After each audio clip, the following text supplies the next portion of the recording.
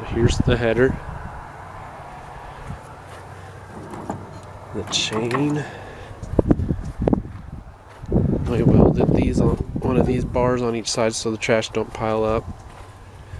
Guards and sickles are in pretty good shape. Just put them on not too long ago. Hasn't ran very many acres. And then the trailer's got a pretty long hitch here to hook on. And then here's the belt side.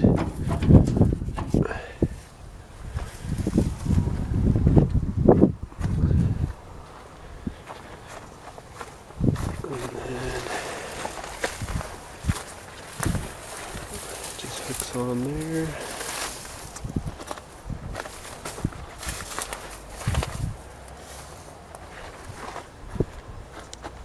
That's pretty much it.